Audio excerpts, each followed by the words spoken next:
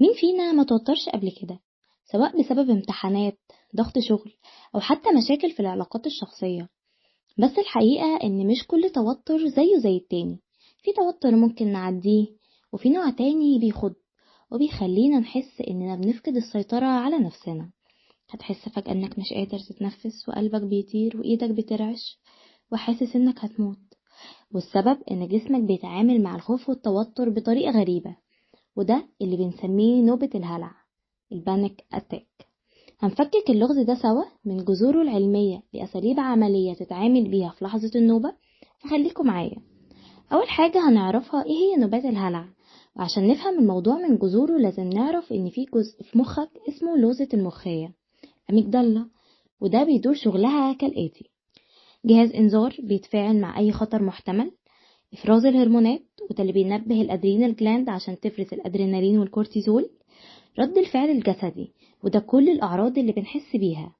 بس المشكلة لما الجهاز ده يشتغل من غير سبب حقيقي، يعني زي إنذار حريق اشتغل من غير ما يكون في حريق.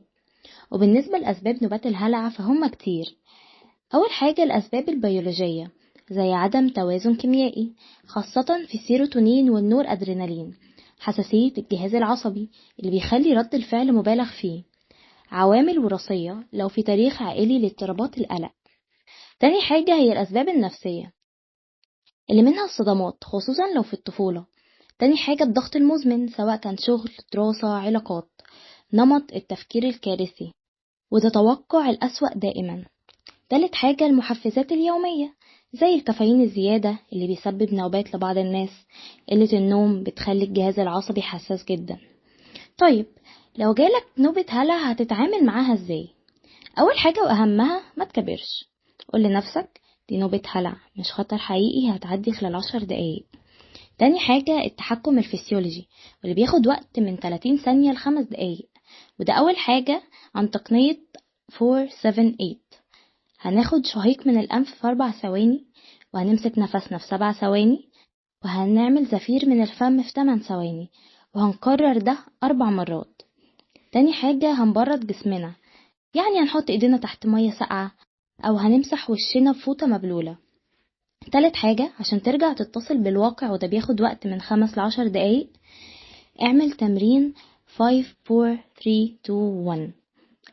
5 حاجات شايفها حواليك، و4 أصوات بتسمعها، 3 حواس بتحس بيها زي الملمس والرائحة والطعم، حاجتين تقدر تلمسها، وحاجة بتحبها. تاني حاجة هي الحركة الخفيفة، قوم امشي في مكانك أو حرك ايديك وصوابعك. أما بقى لو بتساعد حد بيمر بنوبة، اوعى تقلل من مشاعره أو تتريق عليه.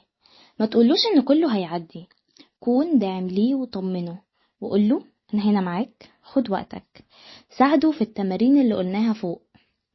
بالنسبة بقى للعلاج والوقاية ففي 3 طرق. أول حاجة هو العلاج الدوائي وده تحت إشراف طبيب. تاني حاجة العلاج النفسي. تالت حاجة تغييرات نمط الحياة زي التدبر والتأمل 10 دقايق يوميا، تنظيم النوم على الأقل 7-8 ساعات بانتظام، تمارين هوائية زي مشي سريع 30 دقيقة 3 مرات في الأسبوع. وفي النهاية أحب أقولك يا صديقي، نوبات الهلع مش حكم مؤبد، كتير من الناس تعافت تماما. الفكرة إنك ما تخليش الخوف يسيطر عليك، تتعلم تتعرف على علاماتك التحذيرية، تبني أدواتك الخاصة للتعامل، وافتكر دايما إن أنت مش لوحدك. لو محتاج مساعدة روح لطبيب نفسي متخصص، ده مش ضعف، ده قوة. وفي النهاية شكرا لحسن استماعكم. كنا معكم في بودكاست كن إيجابيا تحيا بصحة جيدة من مبادرة مصري إيجابي.